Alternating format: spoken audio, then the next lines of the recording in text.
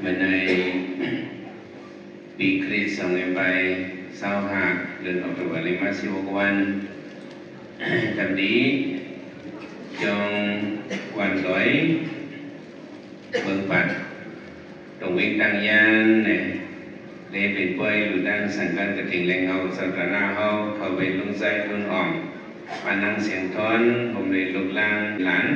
พอกสองวิ่งตั้งยานหงเฮียมหวยกูเลยเป็นเงาสัตนา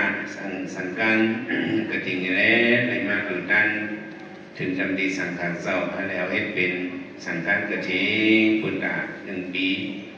และการตัดเดบุด้านสังกัดกระถิ่งนั้นก็1 ปีมีเอา1 ปีใน365วันใน1 ปีไหนในหลุดด้านเข้าตั้ง1 เดือนไหนปี1 ยองนั้นสำเร็จอยู่1 ปอกไว้ในอันในหลุดด้านนั้นในก็สำเร็จอยู่สังกัดในก็1 พื้นด้วย1 ปีใน1 ปีนั้นเป็น1 เดือนใน1 เดือนนั้นสำรู1 ปอกใน1 ปอกนั้นสำรู1 พื้นในเป็นอันบรรลุด้านในสำเร็จอยู่ด้านตามดีสังขารในตะกาของหลุดร้องอันเป็นการเหยียบลงมาในหลุดด้านสังการกระถิ่งในในหลุดด้านสังขารในหลุดด้านนั้นก็ด้านสังขารในหลุดด้านสังขารเมื่อกี้เขาจะวานวากะสังคสักดีมากมันปากคอในเป็นข้อหลังรองสิบเปอร์นับอันนั้นหลุดด้านสังขารในปองว่าหันเขาเลยหลุดด้านสังขารในปองว่าเขาหลุดด้านปกโกฐานหน้ามันมีปุกลิกาฐานหน้าสังคีกาฐานหน้าเนี่ยมี2 อันอะไรมาหลุดด้านสังการกระถิ่นในเนี่ยมันเสริมปุกลิกาฐานหน้ามันเป็นสังคีกาฐานหน้าวะเป็นฐานหน้าอันก็สังคีกาฐานหน้าเนี่ยครับสังคีกาฐานหน้าเนี่ยบอกว่าเขาเลยหลุดด้านสังขารก็ในหลุดด้านสังขารในชอบเป็นทางหนาในสังเกตเองนำเข้าพลังนำก็หลีมันในเยอะว่ะเหตุการณ์หลุดด้านการนั้นมันมีจันแต่จันนั้นเพราะมันเป็นดีนั่นเวลามาสุดนั่นเนี่ยพระเป็นเจ้าพ่อกันพ่อหลานว่าในหลวงกันนั้นเป็นผู้สูงผู้เดียวปกติการหน้าสุดสร้างมันมี14 อันและการ14 อันนั้นเนี่ยไม้เนื้อเนี่ยเป็นการหน้าเป็นจันเตียงเนี่ยเพื่อนเนี่ยอยู่ด้านสัตว์ลิกสังอยู่ด้านนั้นก็เขานั่งตั้งกินก่อนเนาะปล่อยมันหมูมาวัวไปพักเพิ่งให้ปล่อยมันวัวไปเฮ็ดข้าวหมูให้ปล่อยมันหมูปล่อยมันไก่ปล่อยมันเป็ดเอาห้องเขาอันมาเขียนมันกี่เรื่องเนี่ยปล่อยมันนกอันมากินอันนี้เอาข้าวมูนอันเป็ดอันเนื้อลิ้นให้มูนอันปกอันมากินอันนี้เป็นฐานหน้าเพราะลีฐานหน้าในว่าในอยู่ในการเนี่ยอยู่ด้านสัตริสังก็พอดีมันมีอยู่วัดตะกาวเขาจะมีหันเมียพอดีมันมีอย่างมากาสูงคนเราแต่นั้นเราเขาได้ข้อข่าวว่าในอยู่ในด้านในก็หรือในข้อของมักมีหรือน้ำขึ้นอะไรนั้นในเป็นพอดีฐานหน้ามันนั้นถ้าผมทิ้งเลยเรียกว่าอันอยู่ด้านสัตริสังนั้นเป็นผู้สูงอายุอันในเสตากว่าอันซ้ำพอดีมันอย่างเสียอันอยู่ด้านสัตริสังในคนมีวัดตะกาวเขาวันนั้นอยู่ด้านสัตริสังอันอย่างเสียพอดีอยู่ด้านสัตริสังในซ้ำเป็นอิสังขารวันไหนจึงอันนั้นอยู่ด้านโกนวัดอยู่ด้านนั้นก็โกนในสัตริสังในโกนในกระสังสูงในสัตริสังต้องสูงงานโกนนั่นแหละว่าอะไรอยู่ด้านสังกัดเขาหลุดด้านสัตริสัง3 ปากปอก3 ปากปอกอยู่ขึ้นเขาเลยอยู่ด้านก้น1 ก้ออันนี้เนาะเขาเลยเล่งเขา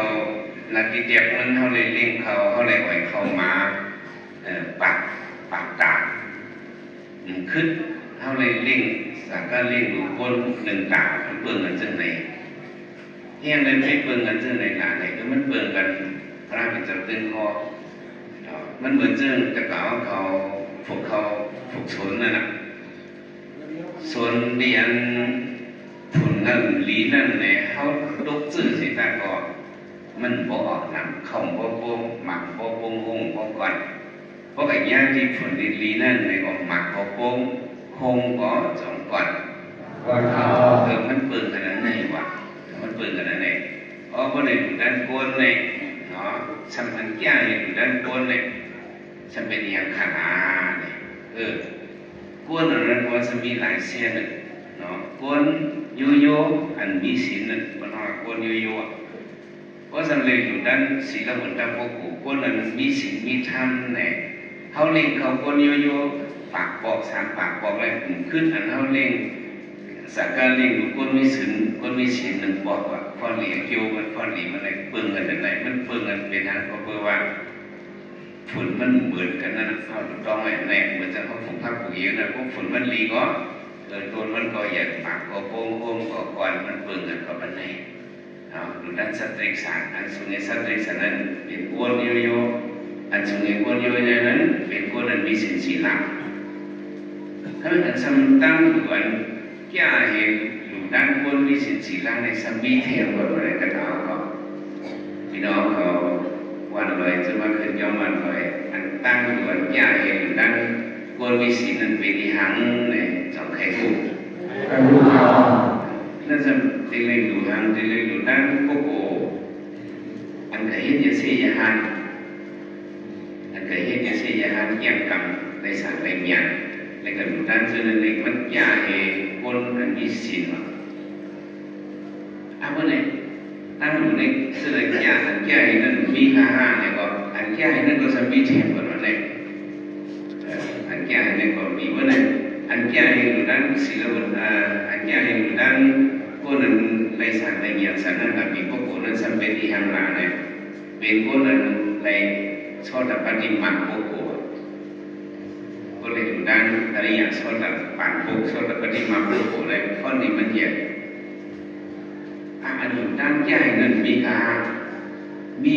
ว่ะอันนั้นสำคัญมากสถานการณ์มีมาพวกก้นว่ะเขาเลยอยู่ด้าน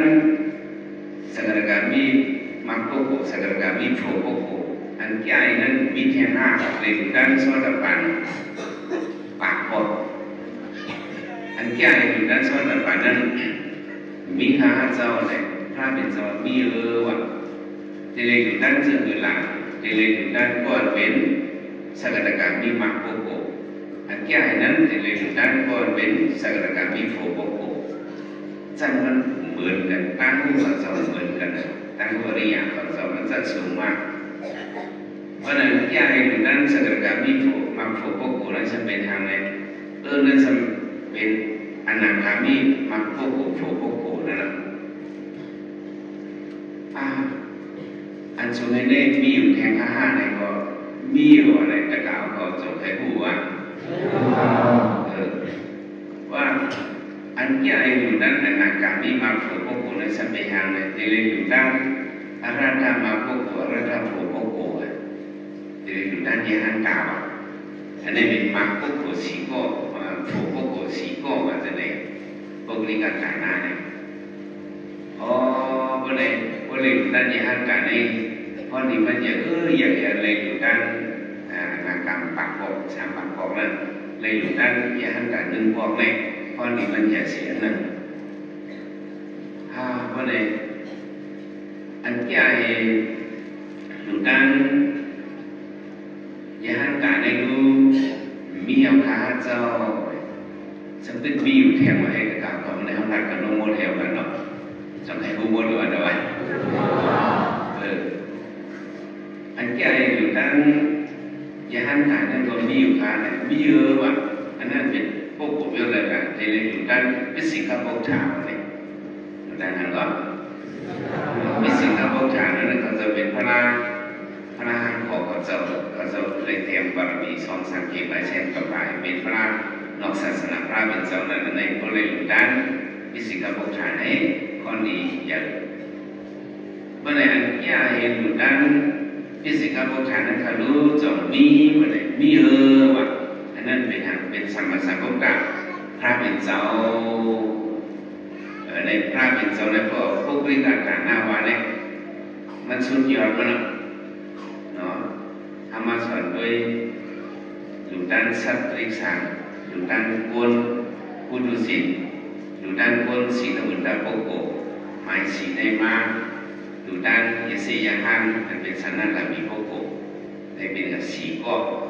หมายก็สัตว์ริสานเหตุกวนอยู่เหตุกวนมีศีลเหตุกวนนั้นกันนุงยศยาหันยังกำไรสันนัตมีเลยเป็นสีก็มักโปโกสีก็โปโกสีก็เลยเป็นแต่เป็ดก็เลยเป็นแต่12ก็เป็นอะไรก็พิสิกาพุทธาเทียนก็หนึ่งพระเป็นเจ้าสมมาสัมพุทธาเป็นก็หนึ่งเลยวันนี้พวกนิการการหน้าในสุดยอดวันยาวดีพระเป็นเจ้าอย่างนี้ละพวกนิการการหน้าสุดศาสตร์เนี่ยเป็น14นะแต่ว่านั่นก็พวกนิการการหน้าในเขาหลังกับเมืองไกลพวกนิการการหน้าสุดศาสตร์มาในมากกว่าบ้านเป็นอันทับขามตั้งอยู่เขาในเขาดูแลเดียวสัตว์เล็กสันแต่พอถึงสมสมุทรพระเป็นเจ้าในเขาดูแลเป็นต่างหน้าเขาดูทางก่อนมันนี่ฟอนดีมันในการมันเบิ่งกันดีฟอนทำขามตั้งถึงมันเละฟอนดีเขามีนำดีมันเบิ่งกันแต่ไหนมีนำกันเขาบอกแต่เจอไหนเพราะไหนอะไรอยู่ด้านพระเป็นเจ้าในฟอนดีมันเขียนครับเขาก็เลยต่างช่องหลุมออกนั้นไปเกณฑ์กุวันสัปดาห์จัดคนนั้นพระเป็นเจ้าเขาดูไว้ว่าเป็นต่างอยู่พระเป็นเจ้าเหมือนตั้งเขาเลยอยู่ตัวพระเป็นเจ้าอันนี้จะเป็นพวกในการต่างหน้าโดยมันเป็นเมียแบบพระเป็นเจ้าหลักในแถบนั้นพวกใครหลุดด้านอันเมียเทพระเป็นเจ้านั้นเนี่ยในคนมี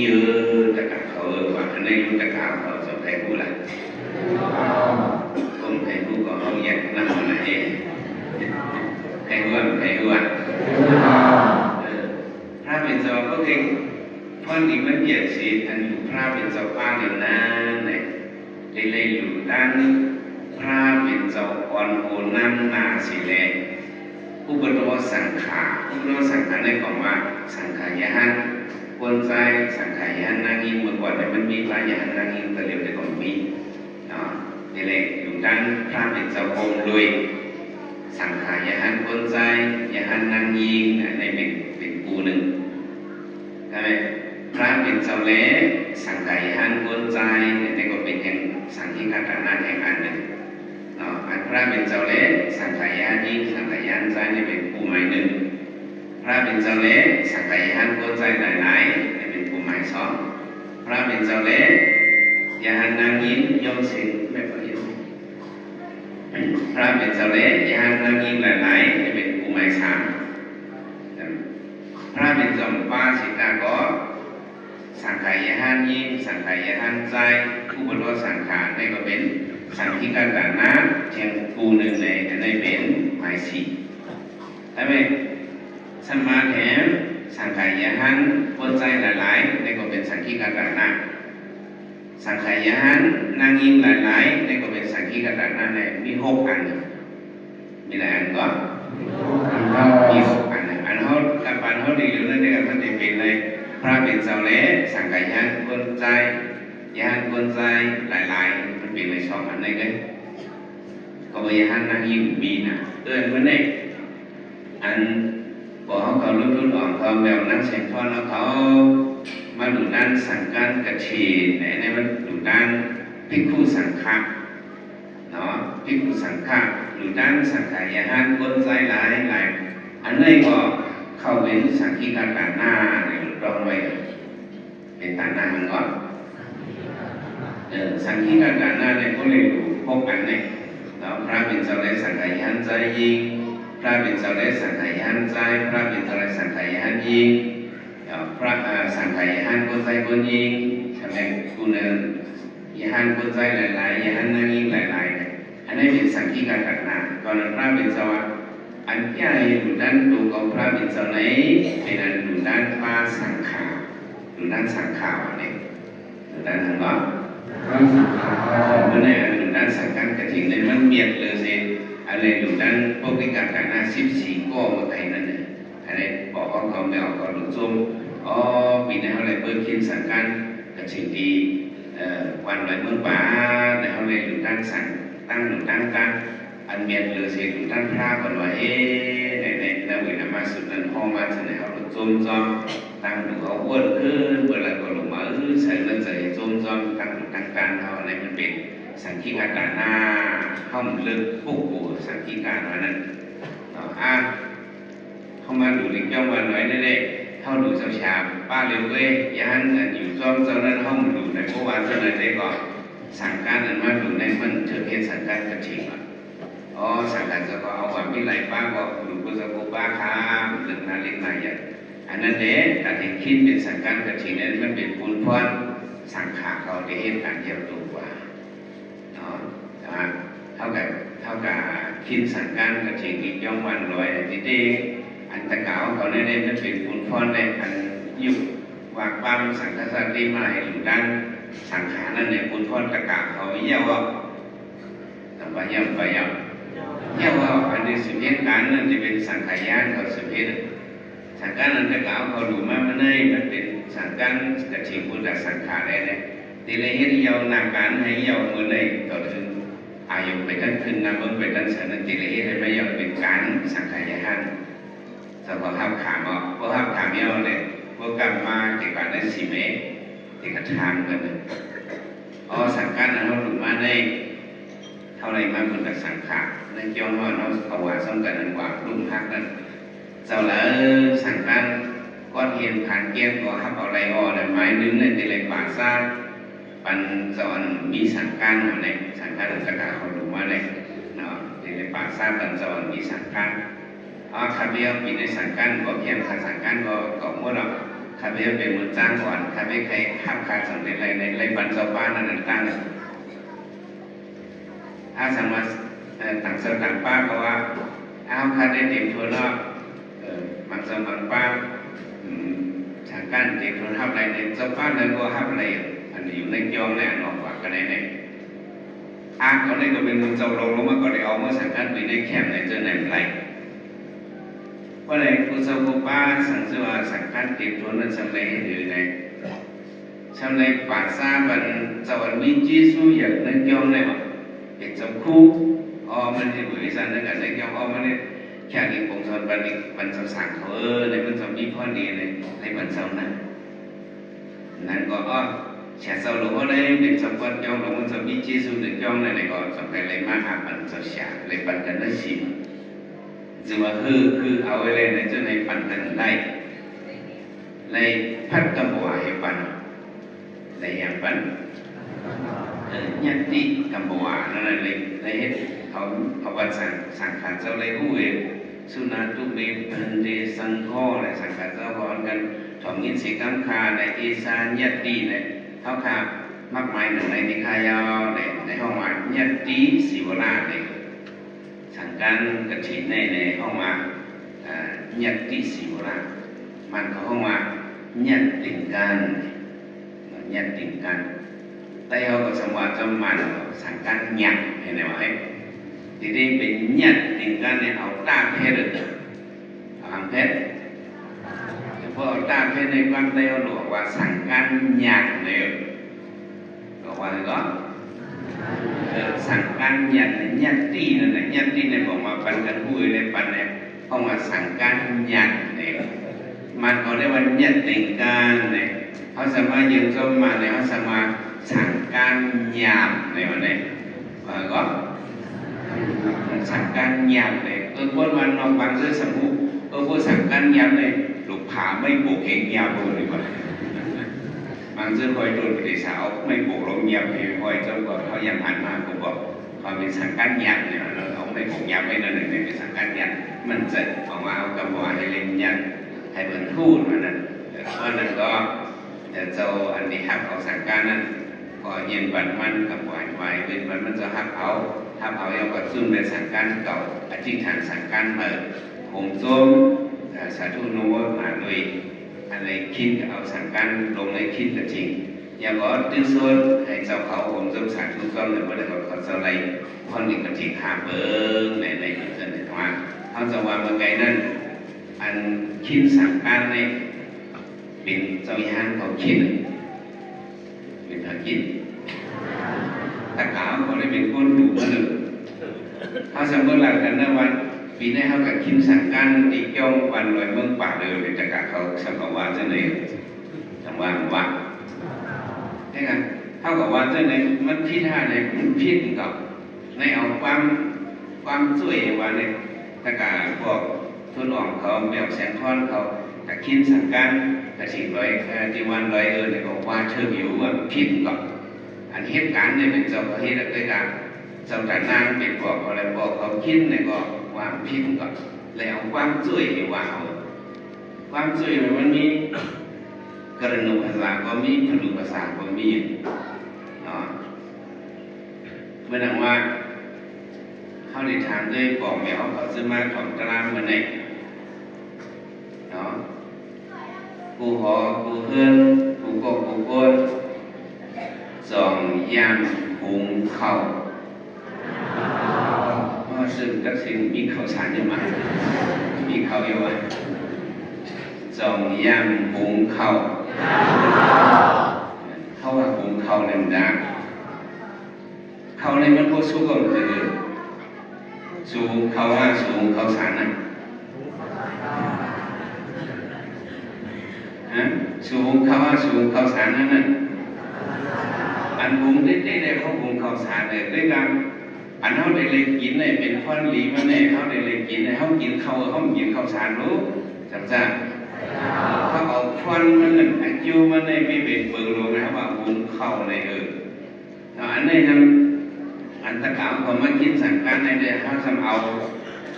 ลองตั้งมันเนี่ยลองตั้งเป็นเงามันเนี่ยที่เป็นเปลือกรู้ในห้องว่ากระดูกประสาทอันหุงข้าวนั่นห้องว่ากระดูกประสาทเราอันว่าบอกแมวเขาคิดกระถิ่นเนี่ยเอาลองตั้งมันเงาหงามนั่นที่เป็นเปลือกลงในตาแดงพอเขาคิดกระถิ่นเนี่ยก็วางพิษกับนางในว่าเธอหิวว่ะในอะไรหลุดตั้งเปลือกลงมันได้แล้วใครหลุดตั้งเอาใครลากในกองมันผู้สวนเมียนหลอดร้อนเกสีเปิดเราดูสัตว์เด็กสารดูโกนโยโย่พุทธศิลป์ยกว่าดูโกนนั้นมีศิลป์ดูโกนนั้นเป็นเกี่ยงกันเพศเสียหันเกี่ยงกันในสานาลาบี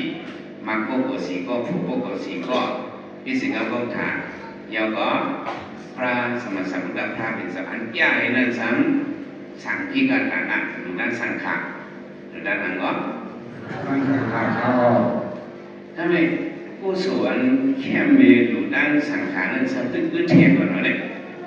เราไม่ได้เขาได้รักมงคลนะว่าอย่างนั้นนะเพราะในอันใหญ่ดูด้านสังขารนั้นไปทางไหนอันนั้นจะเป็นรองนับยำกว่าเป็นนักเสน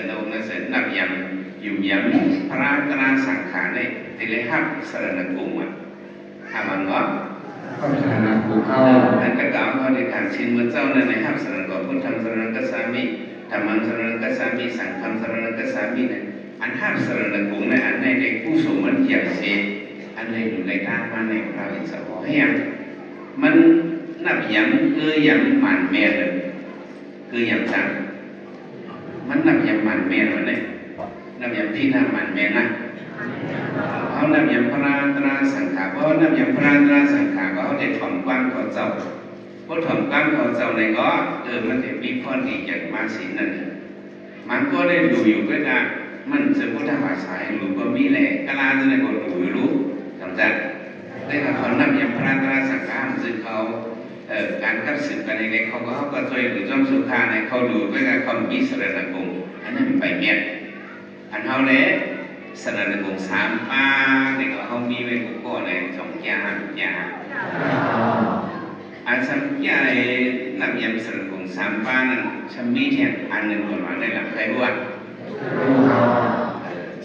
อันยามีสรณกงนั้นเนี่ยสัมเด็กเลยมีสินหามันกึ่งว่าอะไรมีอย่างอันนี้เนี่ยมันกับไก่ในสติตาตั้งเกี่ยวกับอะไรมีสินหาพอมีสินหาเนี่ยมันเกี่ยวกับเสียชื่อหลักมาดังนั้นมันเป็นผู้โชว์แหละสินมาเลยนะเห็นพิษแหละมันเกี่ยวกับมันรอดพิษแบบนี้ก่อนใช่ไหมอันเกี่ยวสิมีสินในสเปนหาลาเนี่ยอั อันนี้สมาธิอันหนึ่งอันนี้หนูมีเสริมเมตตา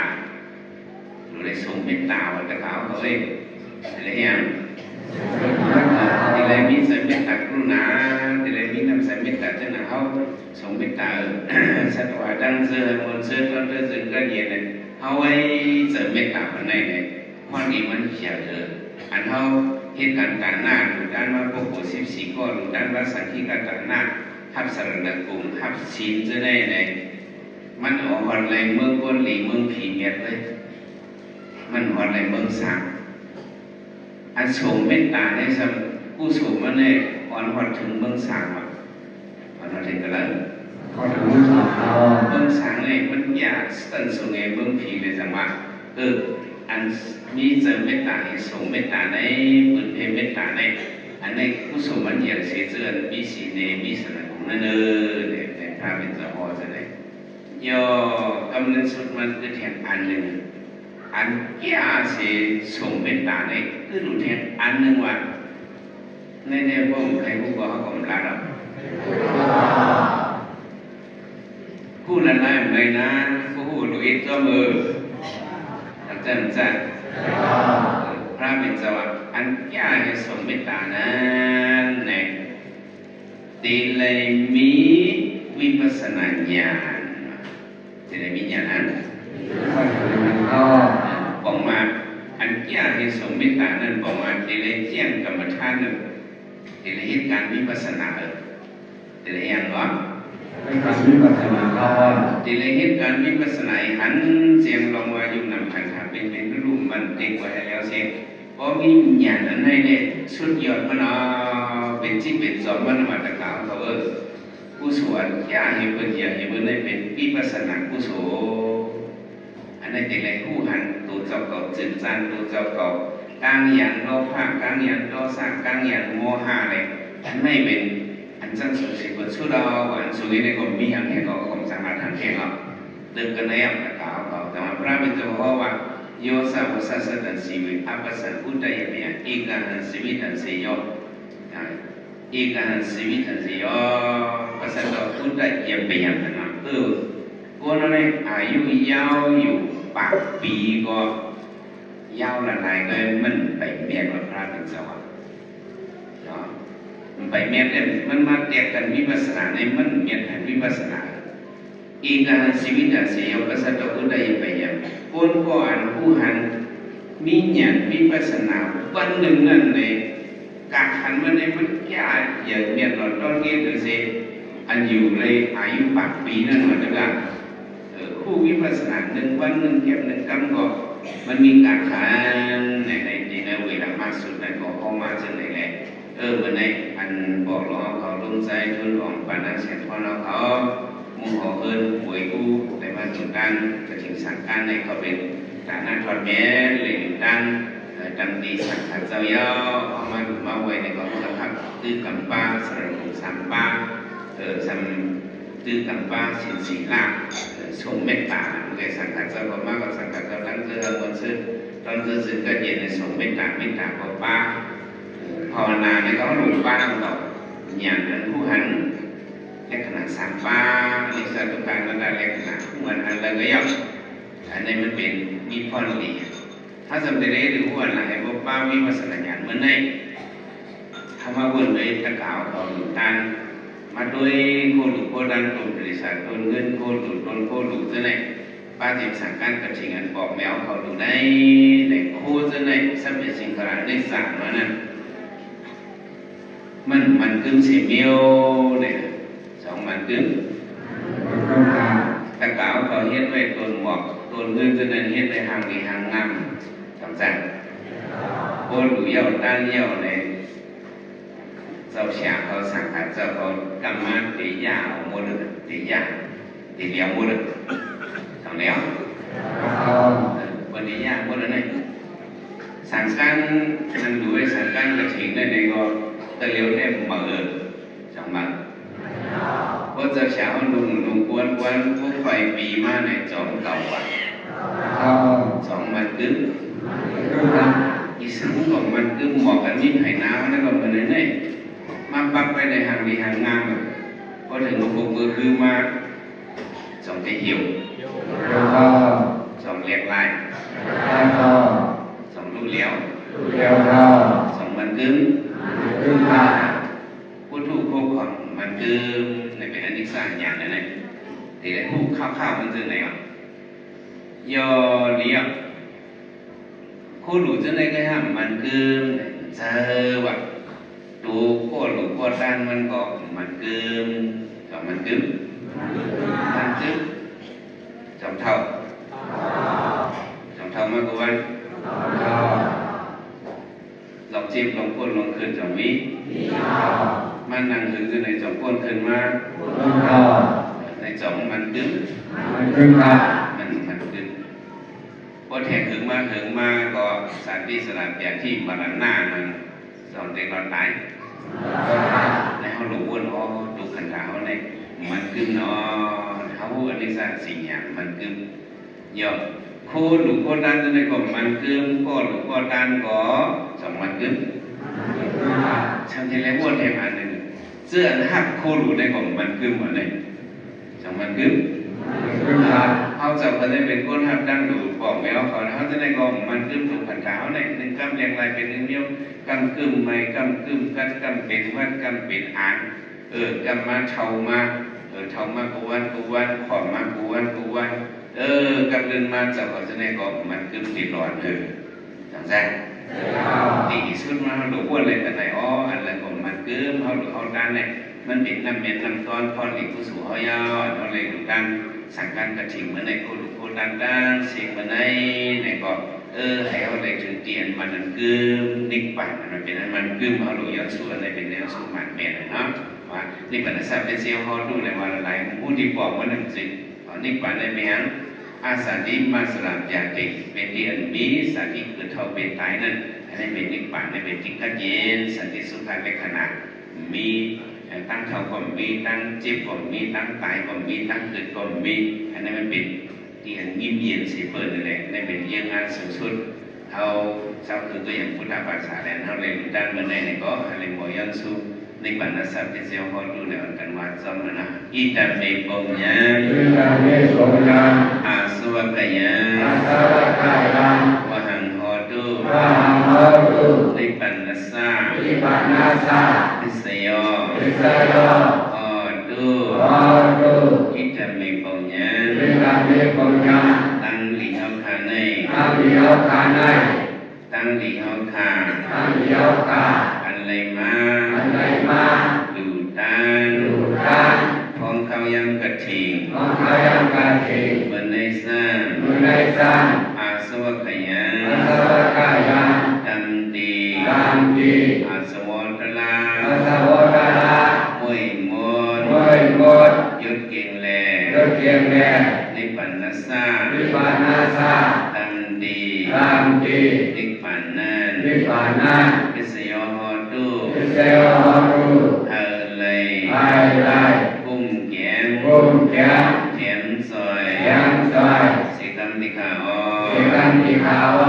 ทิสิตัมปฏิตันตุยังเก็บมีวาสมิสันตุสัพเพปุเรนตุสังกปสันโตปะยะโสยถาอิสิตันนังกังเกกลุกะเลนะเลสังปฏิตันนังกังสมุมงสุตองกระนานันเลสังตุฉันตะนิสัตนาสังกังกะถิงเอาพอบอกแมวพอละมุดังสิคิดว่ามีว่าขณะพระพุทธมิสันดูให้เด็กโปรดใจกุปดันมันสิกังเลยตาสัพเพสังกปะนังกาตังมุงมองไทยเสรีปอดสุสีเสด็จถึงกับมัวสุยเราตั้งบทตั้งเสียงในสันโดปนัยสอยถาปริปุรันดุที่สัจเสียกันเสด็จมองสำนักบังละพันติมพลมันจะนักรุนมนติมพลติมพลนั้นสักกันโดยตาเนาะ